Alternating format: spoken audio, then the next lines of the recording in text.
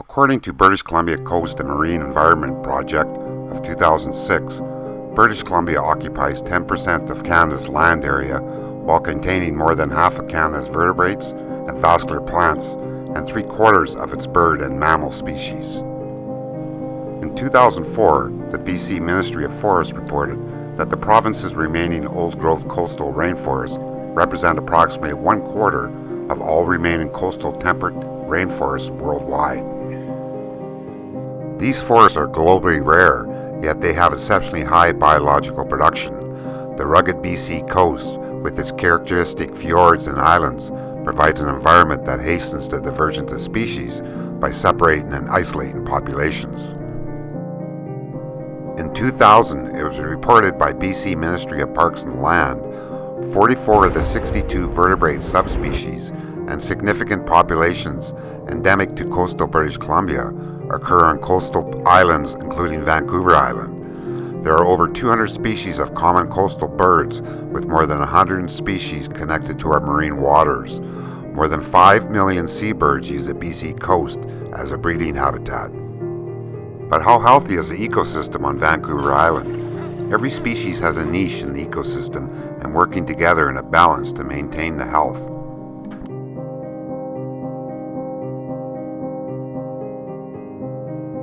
Internet articles are surfacing where experts are stating that BC bears are at risk because of lack of food, that bears and eagles are starving.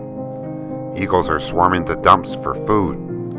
Starving eagles are literally falling from the sky. Snowy owls are starving, searching for food.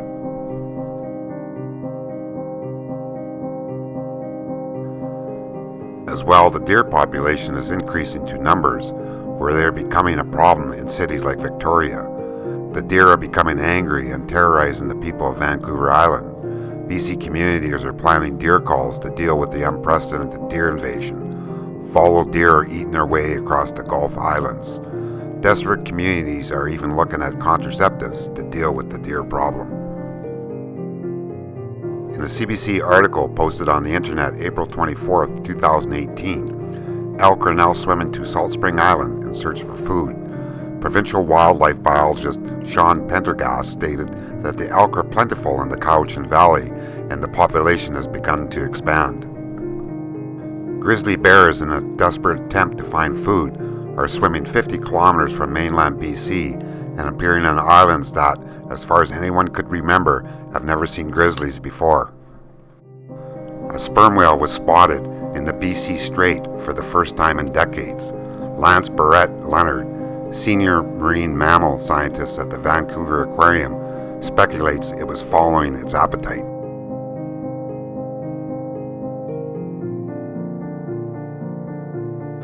Scientists are just beginning to map exactly how keystone species like the wolf, grizzly, and the cougar feed into the ecosystem. Nowhere have wolves been studied regarding their effects on the ecosystem than in Yellowstone National Park, where wolves were introduced in 1995. In part 2 of this 3-part video series with wolf advocate Gary Allen, we discussed how research from the park has shown that wolves have helped revitalize and restore the Yellowstone National Park ecosystems. Which brings me to my next question, which proved how important the wolves are to the ecosystem, right, was in Yellowstone. Yep. Where they had a big, huge problem with the elk population there because there was no apex top predators feeding on the elk. So they brought in the wolves from Alberta, I believe, right? The first year, yeah, northern Alberta. Northern Alberta. And so they brought them into Yellowstone, and what did they find when they brought in the wolves into Yellowstone? Well, just to put it in context, around 1925 they extirpated all the wolves from Yellowstone, and so for 70 years there was no wolf in Yellowstone. Now it's interesting, they didn't kill off the cougars or the grizzly bears, and they're also a predator. They're a top predator, and they're a predator to the elk. But they obviously didn't keep the population in check. So, governments move slowly. 1973, when they brought in the Endangered Species Act, the wolf was considered endangered, and so they gradually tried to reintroduce the wolves. So they didn't have any wolves really in America to populate Yellowstone. So they wanted ones that hunted elk, because that's what the main prey was there. And as we talked earlier, wolves hunt elk differently than deer. Mm-hmm. So they live trapped about 17 wolves, and they tried to get pairs. Right. And that in were they all from the same pack, or were they different packs? Yeah. So the pairs would be from the same pack, right? You try to get the breeding male and female, and they live trapped them, and then they transported them down to Yellowstone. And then once... And that pack all got together, all the different... Well, there were 17, so there would have been a combination of different... different packs. Yeah, right. Yeah, pairs from different packs and that. So what they did is they kept them in pens for about 6 weeks to make sure they were healthy and whatever, and they radio collared them so that they could track them and research them. And then what they did is they released them, and within a couple days they were killing elk. Now, what happens, what happened was essentially the wolf, so we have 3 top predators in Yellowstone. Then you got the wolf, you got the cougar, and you got the grizzly bear. And so, as I mentioned earlier, the grizzly bear and the cougar really didn't provide that limiting role of the prey population. Wolves, when they brought them in there, what they did is 2 things. Obviously, they killed some of them, and they cleaned up that elk herd, because the sick and the injured and deceased and that could all survive, and that because. See, elk are browsers. They browse a bit on the vegetation. They're always constantly looking around for the wolf and hearing it, and then they move on. So much like you were mentioning about Nahanni Mohegan always on the move, well, elk are like that too. And but after a couple of years, when hey, we don't hear any wolves, we don't see any, you turn them into grazers. They're like sheep, right? And they just ate that park alive, and that. So when they brought the wolves back in '95, if you were an elk and you wanted to continue to be a grazer and ignore the wolf population and just keep eating, you were going to get eaten, and that. So what it did was, it quickly changed the behavior of the elk back into being browsers rather than grazers. And you see that in that video that a lot of people watch, how wolves change rivers. You'll see the wolves chasing the elk, and that, like, there's a scene where they're chasing them through a creek or a river. Right. So that's all they had to do, as well as kill a few, is they kept the elk honest. They had to keep moving because the wolves are behind them, and so that allowed the vegetation to start to grow back because it wasn't being overly browsed.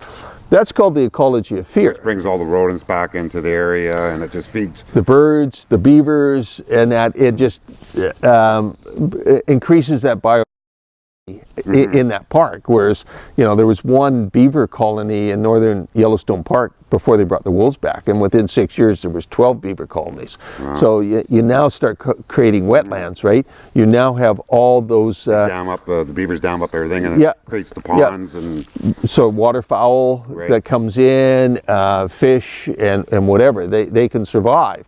The birds, important because birds distribute seeds. That's how things grow, and that and so it just, and then the other thing that wolves do, Brad, which is incredible. So when they kill an elk that's, let's say, 800 pounds, right, and there's, let's say, 10 in the pack, they can consume about 20% of their body weight at any one feeding. So let's say, all for easy purposes, they're all 100 pounds. Right. So they can eat 20 pounds, and that. So there's 10 of them, 20 pounds, that's 200 pounds of meat. There's 800 there. So, there should be about 600 pounds left, minus the bone and everything. Well, all the birds. Once the wolves have eaten, they're going to go off about 100 meters and lay down, and they're sleeping off, right? I mean, they've just had a full meal. that's when the other animals come in. And so, you know, the foxes and the coyotes and the raptors, like the eagles and the ravens and the bears and all that, and they will eat off of that. And then when the wolves want to come back and eat, they just chase them off their kill. But, you know, there was one biologist in Banff National Park that was observing wolf kills of elk, and he observed, you know, 37 other species eating off of that elk kill. So if you got 2 foxes eating there, that's 1 species. Right. And that. So you can see, you know, if you're a scavenger, you know, like a fox and a coyote and a badger and even a bear and whatever, wolves provide this incredible smorgasbord of food up there for you. So I guess the conclusion with that is that we often think of, you know, was it tropical cascading? Trophic cascade, up. We always think of it going up, but it's just important for it to go down. Yeah. That if we get rid of the top apex predators, the results can almost be more so than going from the bottom up. Yeah, and then so the trophic cascade, you know, so what it showed in there was that the wolf was a keystone species, and because it had such an impact on all the other organisms. So the keystone is that stone at the apex of the arch that holds the arch together, and you can take all the supports away. So you know, the things like the Roman aqueducts and the arches of some of the cathedrals in Europe that are over 1,000 years old, they're still standing. So one biologist termed, you know, certain species as keystone species. So certainly, you know, from the terrestrial perspective, the wolf is a keystone species. And you can see, like, if I pull that keystone out of the arch is just going to implode in on me, right? Well, when the U.S. Park Service took all the wolves out of Yellowstone in 1925, what happened to the park? It imploded, right? They bring the wolf back, and they resurrected the park. So, you know, it's very clear that the wolf is a keystone species.